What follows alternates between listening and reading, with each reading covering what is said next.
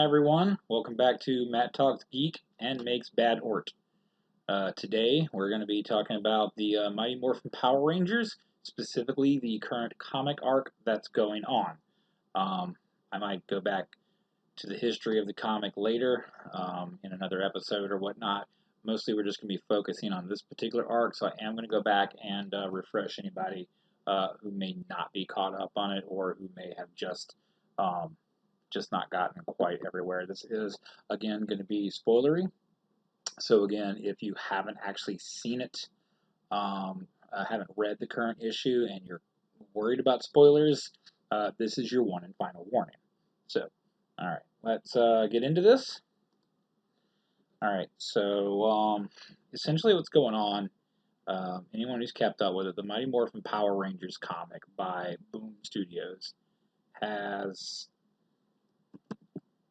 they have split off into two titles. Mighty Morphin is one, and Power Rangers is the other. They're keeping up with two different teams. One is Tommy with the core team of Rocky, Adam, Aisha, Kimberly, Billy. And the other one is Jason, Zach, and Trini as the Omega Rangers. Now, they were done fighting the Empowered, as we saw at the end of the Necessary Evil arc, and they were attempting to return everybody back to their home planet. Well, when they saw one of their planets they went to was completely destroyed. It was on fire. They teleported down to see what was going on, and they ran into a very powerful being that called itself an Imperial. And the Imperials seem to just be focused on one thing: destroy life. Um, and all of it. To like a big giant reset or something like that on a cosmic level. So they had to go find somebody who might know something about the Imperials. And they travel back to Earth and talk to the core team. And they find out that the core team has Lord Draken, who is back, by the way, and not nearly as dapper as he once was. And he is being held captive by Zordon, but claims he knows about the Imperials and that, he just wants to get let out, yada yada. Jason goes against Zordon's wishes, and they break him out of the command center at night and steal away on the ship. And so he goes off with them and tries to help them figure out what they're doing, what they're hunting. He really doesn't want to have anything to do with it because he's pretty convinced that hunting the Imperials is a suicide mission. And I mean, it really kind of seems like it is. Because their first encounter with them did not go well. Not at all. So, with that in mind, while Zordon put out pretty much a hit on those Rangers, they still had Earth to deal with. Now, what's going on with there is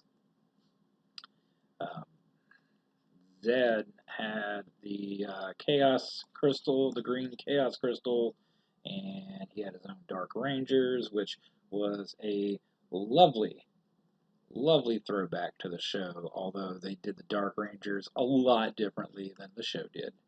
And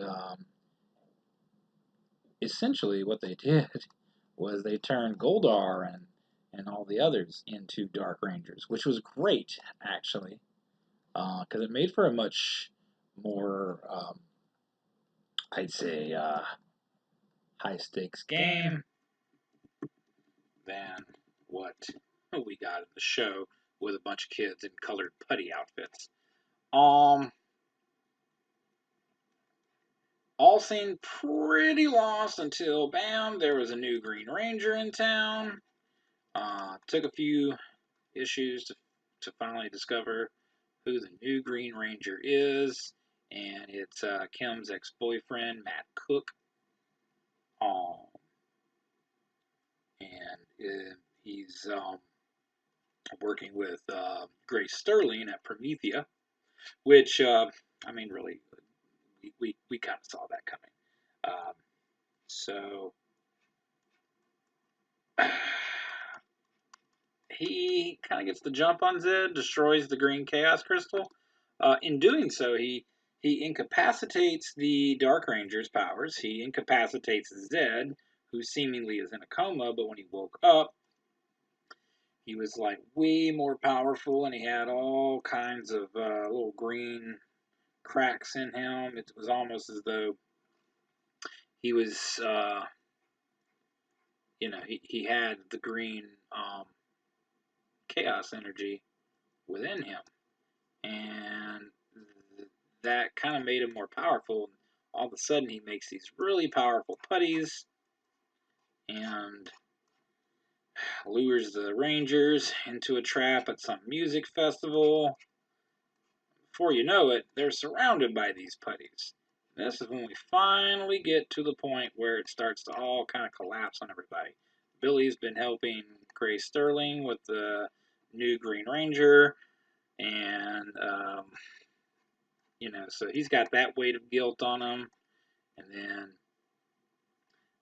they're having to deal with that. Aisha sees Billy talk to him, which now their trust is a little shattered. Her trust in Billy is a little shattered. He convinces her not to tell Zordon. It's all a big thing. Anyway, so it kind of culminates in a big energy field going up around Angel Grove, and they can't get in. Matt reveals his identity to the entire city, and and the Rangers decide that they need to get into the field. In the last issue, they found a way to get into the field, but when they did, they were met with Goldar putties and Matt Cook, the new Green Ranger, telling them that they needed to stand down. So that's where we left off. Now, so we picked this new one up. If you haven't been reading them, they've all been starting out with little tidbits of Zordon's history and the history of Eltar, which has been awesome, actually, to see that, because you get to see Zordon, not just a floating head in a tube. And what ends up happening in the last issue was after they fought off a particularly nasty group of aliens, they were reconning for more to see if there was any more alien forces, and they come across a palace that any Power Ranger fan would recognize, and the sign outside, sure enough, said Bandora. So of course they're like, "Oh my gosh, what is this?" And it just didn't have the splendor that Rita's Palace normally has. It looked old, ancient, like it's been sitting up in these woods for a while, and that's where it ended. That particular part of the story last time. So when we pick up this issue here, it starts off before it goes back to the Rangers. It starts off showing us what happened there. So they burst into the palace, and they're met with some guy. I really like how the artist did this. The aliens actually they don't speak words, but it's like the Altarians, I guess, is the best way to say it. They know what these people are saying, and it's expressed in colors. The balloons are just blank colored balloons, like orange, purple, red. And I'm going to go ahead and say this right now, because my reviews are always pretty spoilery. It's kind of a blow by blow, like just a recap, more of a review. And so if you haven't seen this issue and you don't want it to be spoiled, or if that's a thing that you're worried about, then this is your one and final warning. It's going to happen. I'm going to talk about this issue blow by blow. So moving on. If you're still watching, that's on you. So moving on, there is The guy they initially meet in the hallway is just like a janitor. He's sweeping the floor, and he makes a color come out of his mouth, and he points them into a direction down the hallway, and they just kind of follow his directions, and ultimately they end up in this room where they seem like they're expected, and one of the other Altarians says as much. I think it might have been Zordon. I'm not really sure at this point, not without looking at it. Um, and you can tell what they want is what their leader says, but it's just kind of weird because they're not sure how exactly they're understanding these creatures. So my assumption is that the creatures are speaking to them in some sort of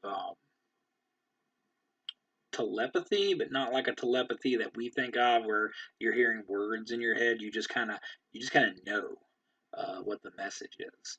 And frankly, I think that's pretty cool, actually, to do it like that.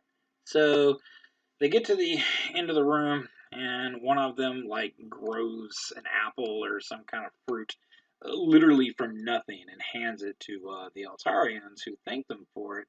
And then they see in the very, very center of the crowd um, the Zeo crystal, which, of course, anyone who's a fan of Power Rangers knows the importance of that crystal. And they know the importance of that crystal because it is apparently the stuff of legend to them at this point.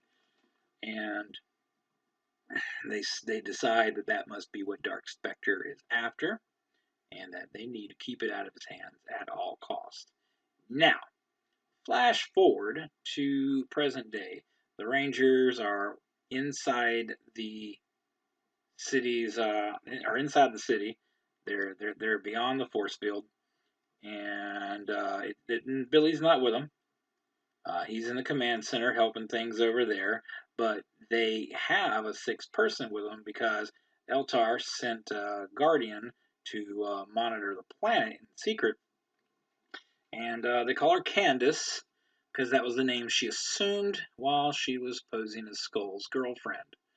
Um, Poor Skull, man, guy can't catch a break, I swear. So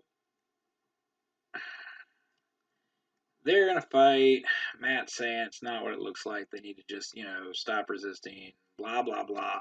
Um, Tommy is about to fight him and Goldar. Take them both on, real headstrong. And anyway,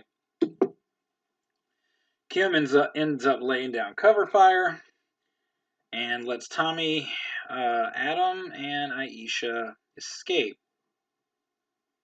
No, no. Tommy, Aisha, and Candace escaped. I'm sorry. And so at that point, Rocky, Adam, and Kimberly surrender, and they are taken to Promethea, where, God, this is really living up to the name, isn't it? Terrible art. All right, they're taken up to Promethea, and Grace, of course, tells them, yeah, man, we did what we had to do. We're trying to survive. You guys just left us to the wolves. Blah blah blah.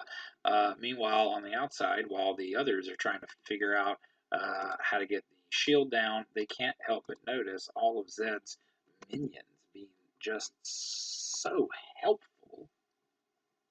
Um, they're they're rebuilding. They're repairing buildings. They're planting flowers and trees in the park. I mean, it's like, are we looking at Zed's forces, or what? What are we doing here? It's a trick. It's got to be a trick. Ah, blah blah blah. Well, so Aisha even is kind of like, man. I mean, before we go and wreck all this, what are we really wrecking? And Tommy, of course, in his resolve, is like, no, this is Zedd. It's a trick. Um, we're not about to we're not about to just let this stand. That would be terrible. So they move along with their plan. First, they need to get a Zord. Now, their Zords in the last issue were completely disabled to the point where they were not. They had to abandon them. And once that happened, they just kind of got left in the city. So when they catch up to the Tiger Zord in the town square, they find that it's surrounded by people with taking selfies with it, and there's a guy with a sign that says "Death to the White Tiger Zord." I mean, it's Zed's really kind of turned the city against them, and it's kind of striking, really. And then you finally get to that point where in the story where you start to find out why, because Grace was like, back in Promethea, we got Kimberly sitting there wondering how this is happening, why everybody is, why have they turned their backs on all that they know, and Grace is like, Zed's done more for the city in the last 24 hours than Zordon's ever done for the city. And mind you, Grace has a bit of a sore spot with Zordon because she doesn't really feel like he does enough. Um, in her short time as a Red Ranger, she lost a lot of her fellow Rangers um, on the moon fighting Psycho Green, and she, pled with um, Zordon to, let her and the surviving Rangers keep the powers and do more than just what they did. They could help so many people, and of course Zordon in his wisdom was all like, no, we don't really get into Earth's affairs, which of course it's like, but you can't just not do that. I mean, you plucked us out of our lives and told us, and had us save the Earth. You showed us all these powers exist, and you're not even going to let us use them to actually be helpful towards anything, other than your own means. So as far as she's concerned, Zordon is really just concerned about, his own little war. And I mean, she's kind of not wrong. But with that in mind, Zedd, of course, he takes advantage of that situation. And even though I'm pretty sure Zedd is just setting a trap here, um,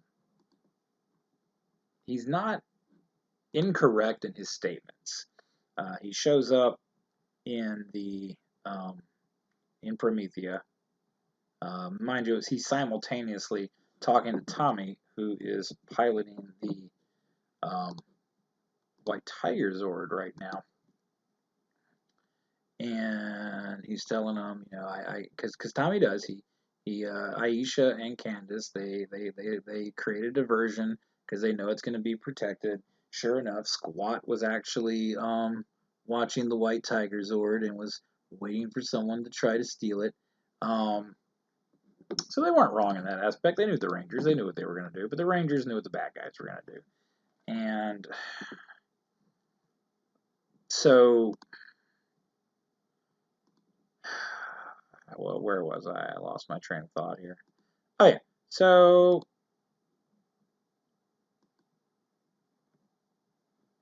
Zedd tells them, you guys don't have to keep fighting, y'all. This planet was never part of the conflict, and you guys are soldiers in a war that you didn't start. And says that he's offering them peace, and they just have to take it. He's willing to leave the planet and never ever come back. All he wants is one thing, and that is Zordon of Eltar. Um, and it kind of like, and it leaves you hanging there because it's like, man,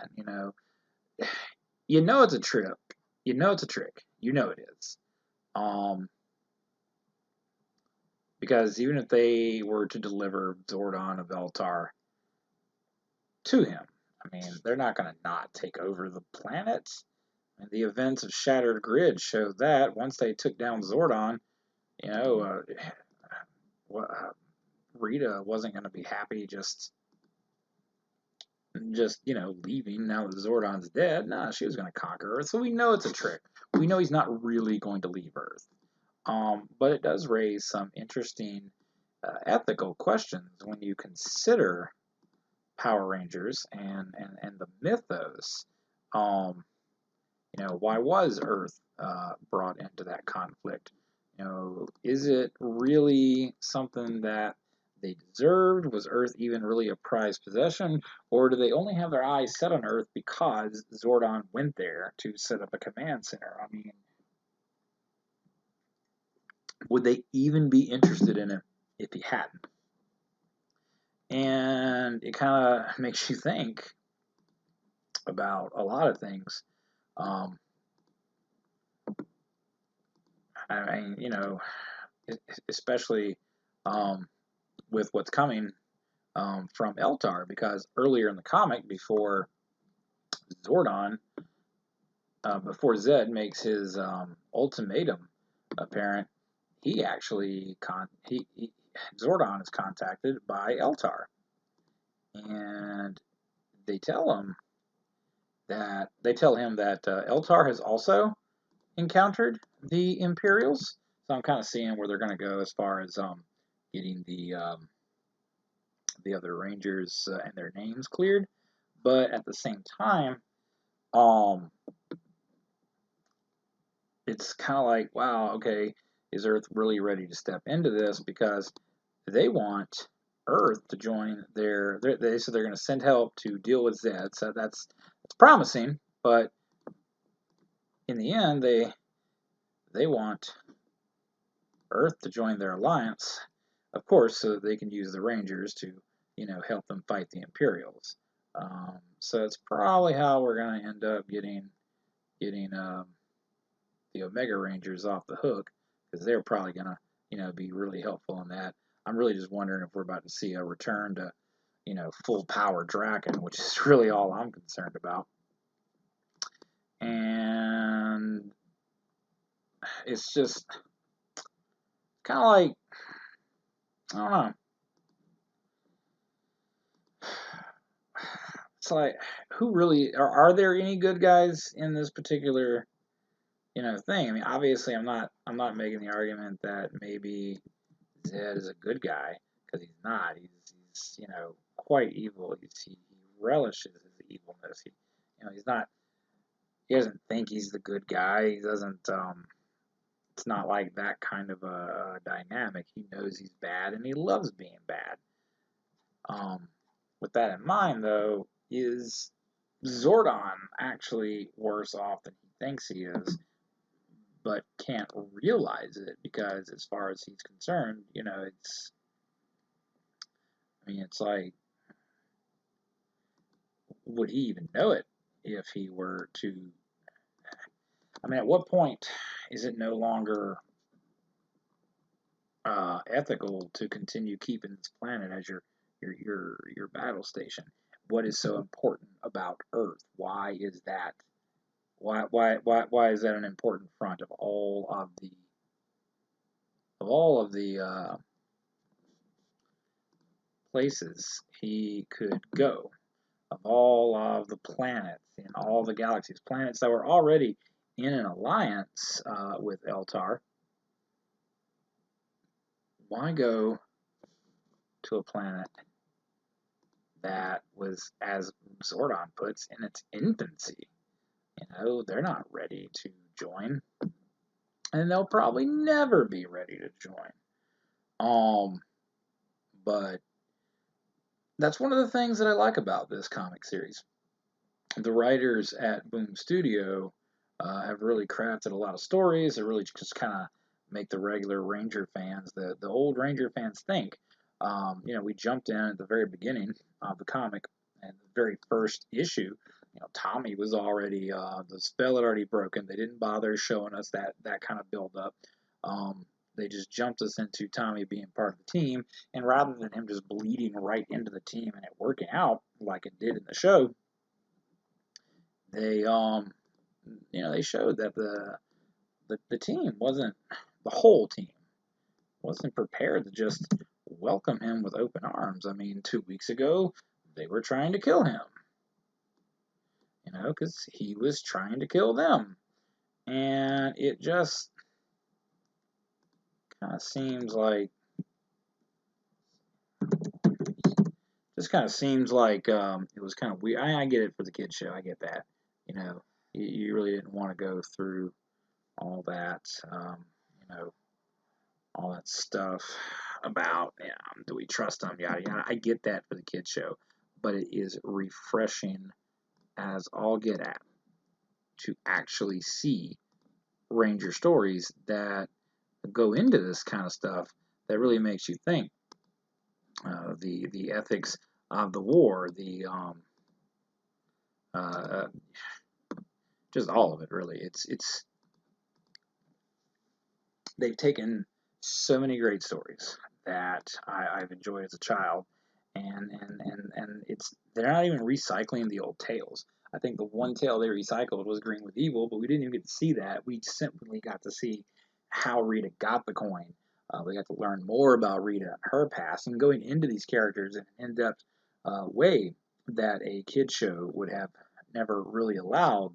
I think is one of the best things about it. Um, because you get more of these characters you love without that's weird. You get way more of these characters that you love. Um,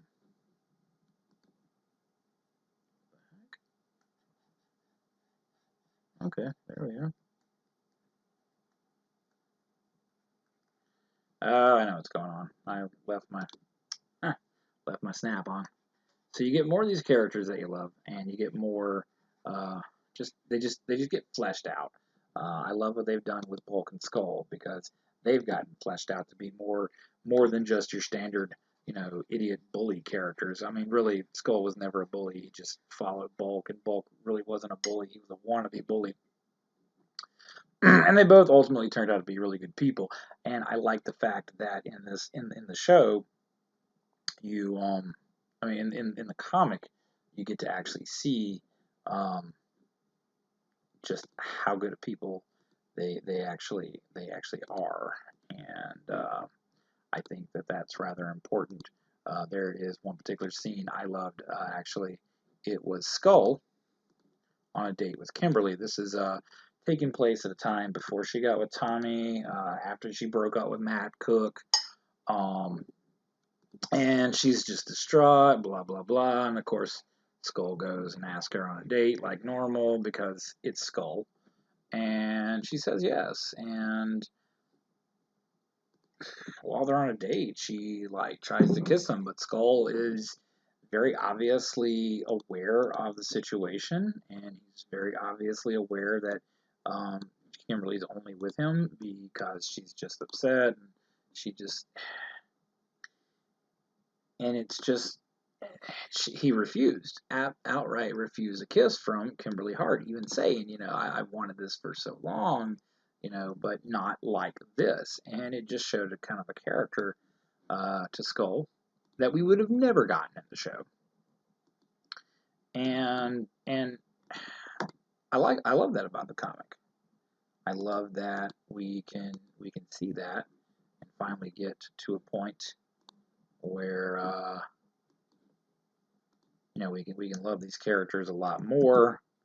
Um, maybe we'll get some more Skull stories, even in the world of the Coinless, as it was called in the Shattered Grid. We got to see Skull's character shine even higher there, as he risked his life to help bring down Lord Draken. Um, Ultimately losing his life, actually, in the name of taking this guy down. And I love that. And if you haven't actually checked out this comic, I think you should. And even if you don't like Power Rangers, I think that Boom Studios has enough. Um, they have enough contracts, enough licenses that they've got to have something that you'll like. And it seems to be a lot of old stuff that they have. And I'm gonna hurt some feelings by referring to some of this stuff as old stuff, but there's Firefly, there's Buffy the Vampire Slayer, um, and I want to say they even had like an old man Jack Burton. I can't remember if that was Boom or IDW, um, but it sounds like something Boom did. I could really go check my boxes if I really wanted to know. But they have so many of those old licenses, and they have a lot of original stuff too. They're a pretty good studio. So again, if you haven't checked out their comics, if you have an actual comic store in your neighborhood, um, go check that out. It's I think you'll like it. I think you'll find it worth your time. So there we go, and that's pretty bad Ort. Um, Probably the roughest Power Ranger I've drawn since I was like 12 or something like that. Yeah, that's terrible. But it was a pleasure. So I will see you guys next time on Matt Talks Geek and makes bad Ort. And so until then.